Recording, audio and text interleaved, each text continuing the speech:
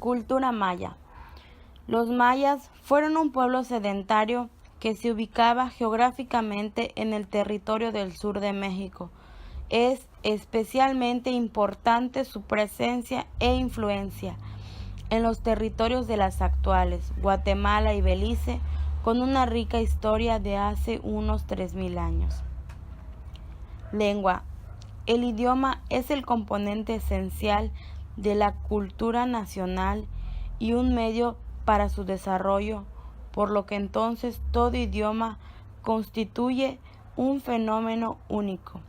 La lengua como uno de los rasgos de identidad cultural, señal identificadora de pertenencia a un lugar o nación. Para la península de Yucatán tienen la lengua maya, pues especialmente en este tiempo en el que estamos presenciando la ruptura de fronteras, tanto para las personas como para las comunidades. Los mayas se tienen que adaptar a nuevas realidades ante esta dinámica acelerada de los procesos sociales que hoy nos toca vivir como yucatecos.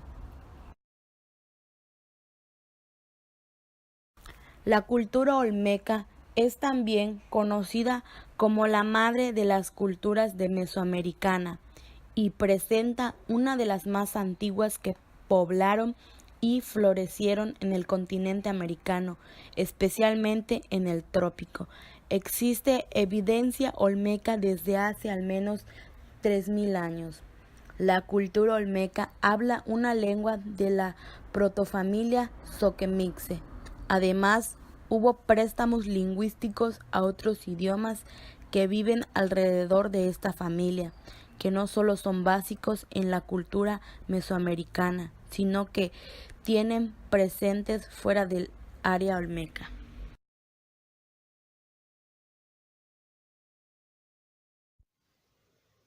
Organización social. Es esencial mencionar la organización social de los mayas, la cual era muy jerarquizada de la siguiente manera. En la parte superior se encontraba el Jalachwinik, hombre verdadero y rey.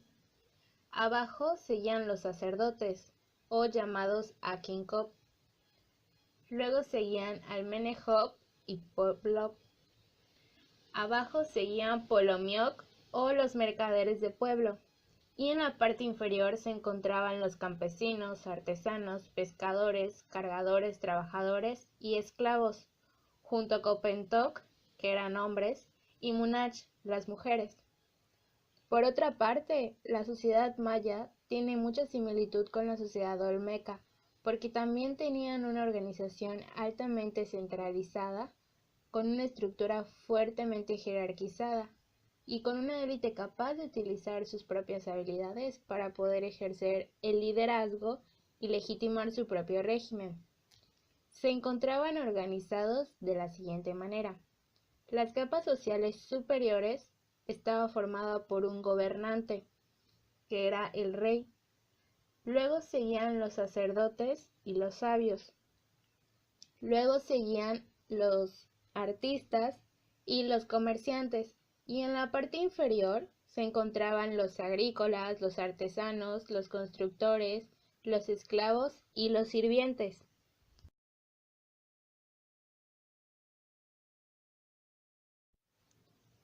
Política. Hablando de la política, al alcanzar su era clásica, los mayas tenían un sistema político bien desarrollado y logrado, mostrando una jerarquía política muy estable. La ciudad maya actuaba de una manera autónoma, es decir, que tenían sus propias leyes y sus propios gobiernos. Existía un gobernante, el cual era llamado Halach, que era elegido hereditariamente. Se transmitía el poder de padre a hijo mayor y era el máximo gobernante. El Gran Consejo era quien asesoraba al rey. Los jefes locales estaban encargados del trabajo tributario de los campesinos y del servicio militar. Le seguían los jefes linajes, quienes tenían la obligación de cumplir las órdenes de los jefes locales. Y por último, se encontraban los alguaciles, que eran los que hacían cumplir la ley. Al igual que en la cultura maya, La Olmeca tenía un solo hombre que gobernaba y se preocupaba de todos los problemas que pudieran estar afectando a la civilización.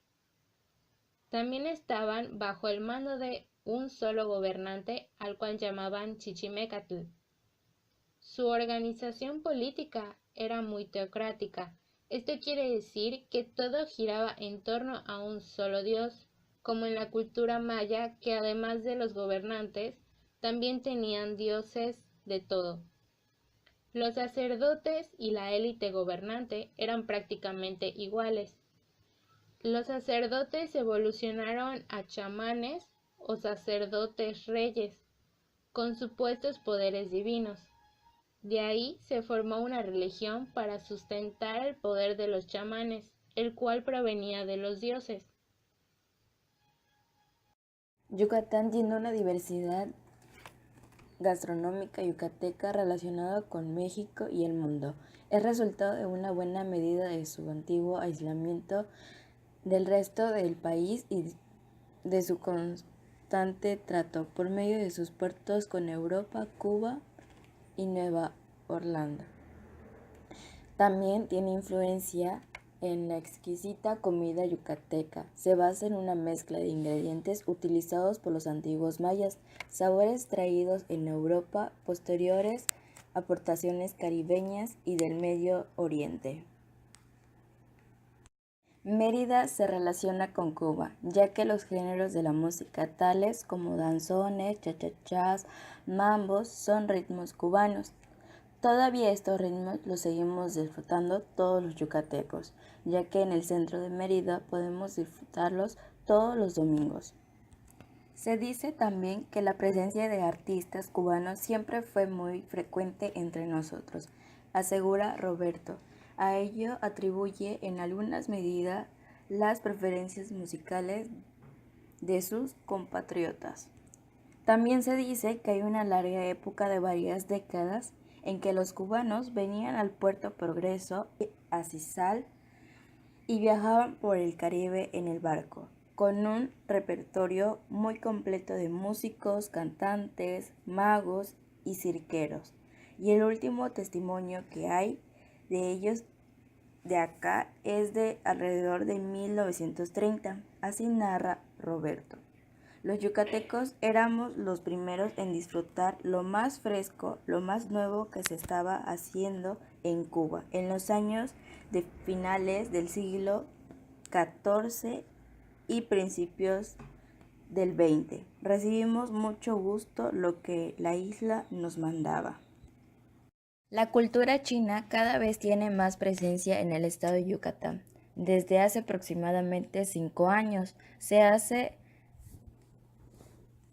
detectado en la ciudad de Mérida una segunda ola de llegada de chinos, luego de que en la primera fuera en el siglo XX.